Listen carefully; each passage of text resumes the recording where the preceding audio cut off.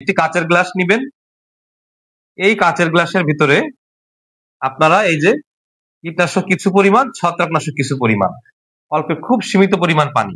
এখন এই দুইটা এখানে দেওয়ার পরে কিছুক্ষণ অপেক্ষা করবেন।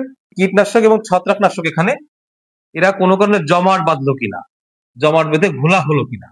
যদি এরকম হয়ে যায় তাহলে বুঝতে পারবেন যে এই যে কীটনাশকটি আপনি ব্যবহার করতে চাচ্ছেন এবং যে ছত্রাকনাশকটি আপনি ব্যবহার করতে যাচ্ছেন সে দুটোকে আসলে একসাথে মিশিয়ে স্প্রে করাটা ঠিক হবে না। আসসালামু আলাইকুম প্রিয় কৃষি প্রেমী বন্ধুরা, আশা করি আপনারা সবাই ভালো আছেন। আজকে অত্যন্ত গুরুত্বপূর্ণ একটি বিষয় নিয়ে আপনাদের সঙ্গে আলোচনা করার জন্য এসেছি। যেই বিষয়টা নিয়ে আপনাদের অনেকের মনে এই প্রশ্ন থাকে এবং অনেকেই বিভিন্ন সময় আমাকে জিজ্ঞাসা করেন যে কীটনাশক, ছত্রাকনাশক, পিজিআর এবং এর সঙ্গে অনুখাদ্য বা সার এইগুলো একসাথে মিশিয়ে স্প্রে করা যাবে কিনা, অর্থাৎ কখনো কখনো ছত্রাকনাশক বা কীটনাশক একসাথে স্প্রে করা যাবে কিনা, কখনো কখনো এদের সঙ্গে কোনো অনুখাদ্য একসাথে স্প্রে করা যাবে কিনা, এই ধরনের নানা রকম কনফিউশনে আপনারা ভোগেন। আসলে বিষয়টি কিন্তু খুবই গুরুত্বপূর্ণ, কারণ যদি আমাদের এইগুলোর মিশ্রণে কোনো ভুল ত্রুটি হয় তাহলে সেক্ষেত্রে আমাদের ফসল কিন্তু মারাত্মকভাবে ক্ষতিগ্রস্ত হতে পারে এবং যেই উপাদানগুলো আমরা ফসলে স্প্রে করছি সেগুলোর মানও কমে যেতে পারে, যে কারণে কিন্তু অনেক সময় কাজ নাও হতে পারে। তাই ইফিসিয়েন্ট কাজ হওয়ার জন্য এবং সাকসেসফুলি আমরা সমাধান পাওয়ার জন্য কি করব, অর্থাৎ কিভাবে মিশালে বা কোনটির সাথে কোনটি মিশালে আমরা ভালো ফলাফল পাবো, কোনো প্রকার অসুবিধা হবে না, সেই বিষয়টা নিয়ে আজকে আমরা আলোচনা করব। খুব সংক্ষেপে এবং সাধারণভাবে চেষ্টা করব আপনারা আমার সঙ্গে এই সময়টা থাকবেন। আশা করি আপনারা বিষয়টা খুব সুন্দরভাবে বুঝতে পারবেন। আমরা প্রথমে যে বিষয়টিতে আসবো সেটি হচ্ছে কীটনাশক এবং ছত্রাকনাশক এটা একসাথে মিশ্রণ করা যাবে কিনা। সাধারণভাবে কীটনাশক এবং ছত্রাকনাশক এই দুইটি আলাদাভাবে স্প্রে করাটাই গাছের জন্য সবচেয়ে ভালো। তাহলে সেই ক্ষেত্রে এই দুইটি উপাদানই তাদের আলাদা এফিসিয়েন্সিতে কাজ করতে পারে। যেহেতু দুইটি উপাদান আমরা দুটি কারণে দিচ্ছি, কীটনাশকের কাজ হচ্ছে কীটপতঙ্গ নিয়ন্ত্রণ করা আর ছত্রাকনাশকের কাজ হচ্ছে ছত্রাক নিয়ন্ত্রণ করা, যেই কারণে সবচেয়ে বেস্ট হবে কীটনাশক এবং ছত্রাকনাশক আলাদাভাবে স্প্রে করা এবং এই দুইটি স্প্রে করার মাঝখানে 24 ঘন্টা ব্যবধান রাখা। এখন ধরেন অনেকের যদি ক্ষেত অনেক বড় হয়, ফসলের জমি অনেক বিস্তৃত হয়, তাহলে সেই ক্ষেত্রে এই দুইটা আলাদাভাবে স্প্রে করাটা অনেক সময় সাপেক্ষ এবং অনেক ব্যয়বহুল।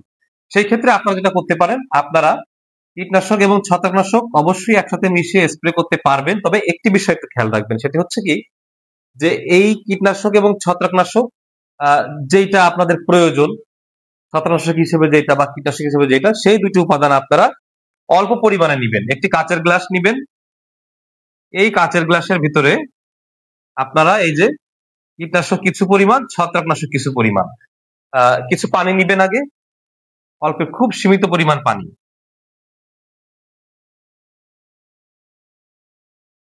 এই সীমিত পানি নিয়ে এই পানির ভেতরে আপনারা অল্প একটু কীটনাশক, ধরেন যদি পাউডার ফর্মে হয় তাহলে 2-3 গ্রাম বা লিকুইড ফর্মে হলে 2-3 মিলিলিটার, ছত্রাকনাশক ওরকম অল্প একটু একই পরিমাণে দিবেন।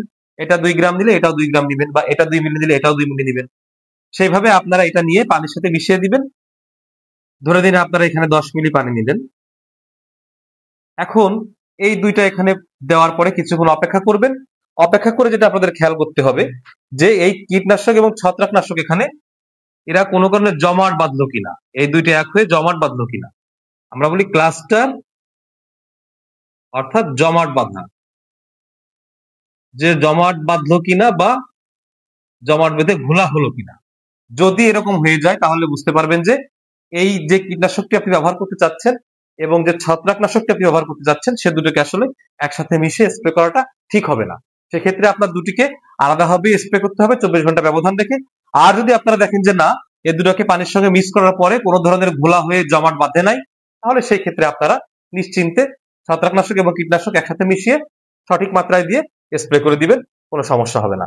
এবার আসুন আমরা এই অনুখাদ্য এবং পিজিআর এই দুইটার ক্ষেত্রে আমরা কি করতে পারি।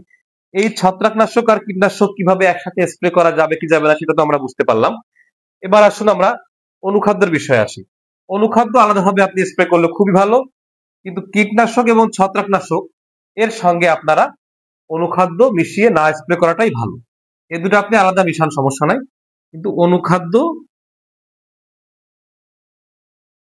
না মেশানো ভালো। অনুখাদ্য বলতে আমরা কি বুঝছি? অনুখাদ্য বলতে আমরা যেমন ধরুন চিলেটেড জিঙ্ক,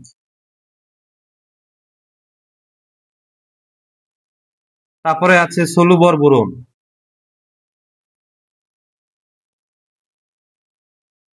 তারপরে রয়েছে কুইক পটাশ, অর্থাৎ যেগুলো আমরা অল্প পরিমাণে স্প্রে করে দিই। এছাড়াও আছে বিভিন্ন প্রকার মিক্স নিউট্রিয়েন্ট, যেটা বাজারে মোড়কে অনেক ধরনের নিউট্রিয়েন্টের মিক্স আকারে পাওয়া যায়। এইগুলো হচ্ছে অনুখাদ্য। সেই অনুখাদ্যটা কীটনাশক এবং ছত্রাকনাশকের সঙ্গে একসাথে না মেশানোটা বেটার। তারপরে যদি আপনারা মনে করেন যে আপনাদের মিশানো ছাড়া কোনো উপায় নেই, কারণ আপনাদের সময় এবং অর্থের হিসাবটা চিন্তা করতে হবে, সেই ক্ষেত্রে আপনারা চাইলে মিশাতে পারেন। তবে তার আগে কীটনাশক আর ছত্রাকনাশকের টেস্ট যেটা আমি বললাম, এটা করে নিবেন যে এদেরকে একসাথে পানিতে মিশালে এরা ক্লাস্টার বা জমাট বাঁধে কিনা। যদি না বাঁধে তাহলে আপনারা এদের সঙ্গে অনুখাদ্য মেশাতে পারবেন, তবে চেষ্টা করবেন এটা আলাদাভাবে স্প্রে করার জন্য। এবার আসেন পিজিআরটা আমরা কি করব। আপনি কীটনাশক ছত্রাকনাশক কিভাবে মিশাতে পারবেন সে বিষয়ে আলোচনা হলো, তার সঙ্গে অনুখাদ্য মিশাতে পারবেন কি পারবেন না সেটা নিয়ে আলোচনা করলাম। এখন আসেন পিজিআর এর বিষয়টা। ছত্রাকনাশক এবং কীটনাশক এই দুইটার সঙ্গে একসাথে হোক বা আলাদাভাবে হোক, কখনোই এদের সঙ্গে পিজিআর মেশানো যাবে না। কীটনাশকের সঙ্গে এবং ছত্রাকনাশকের সঙ্গে উভয়ের সঙ্গেই পিজিআর মেশানো নিষেধ। কোনোটার সঙ্গে এটা মেশানো যাবে না, আর একসঙ্গে দুটো থাকলে তো তাও মেশানো যাবে না। অর্থাৎ এই দুটার যে কোনোটা থাকলেই আর তার সঙ্গে পিজিআর মেশানো যাবে না। এবং পিজিআরটা আপনার জন্য সবচেয়ে বেস্ট হবে যদি পিজিআরটা আলাদা স্প্রে করতে পারেন। তা না হলে পিজিআর এর মান নষ্ট হয়ে যায়। যে কাজের উদ্দেশ্যে আমরা ব্যবহার করছি সেই উদ্দেশ্যটা আমাদের সঠিকভাবে সফল হয় না। যেই কারণে পিজিআরটা আলাদা স্প্রে করা ভালো। তবে আপনি যদি চান তাহলে সেই ক্ষেত্রে যেটি করতে পারেন যে পিজিআর এর সঙ্গে আপনি অনুখাদ্য মেশাতে পারেন। পিজিআর এবং অনুখাদ্য একসাথে মিশিয়ে আপনি স্প্রে করলে সেক্ষেত্রে কোনো সমস্যা দেখা দিবে না। অর্থাৎ পিজিআর প্লাস অনুখাদ্য এই দুটো আপনি আলাদাভাবে একসাথে মিশিয়ে দুইভাবেই স্প্রে করতে পারেন, এক্ষেত্রে কোনো সমস্যা হবে না। আরেকটি বিষয় এখন বলি যে অনেক সময় আমরা বিভিন্ন প্রকার সার, এই সারগুলোকেও কিন্তু পানিতে মিশিয়ে অনেক সময় আমরা স্প্রে করি। যেমন ইউরিয়া বলেন, পটাশ বলেন, ফসফরাস বলেন, এইগুলো কিন্তু অনেক সময় আমরা পানিতে মিশিয়েও স্প্রে করে থাকি। এখন এই ক্ষেত্রে আমরা কি করতে পারি? এই ধরনের সার যদি আমরা স্প্রে করি তাহলে তার সঙ্গে আমরা অনুখাদ্যের সঙ্গে মিশাতে কোনো সমস্যা নেই।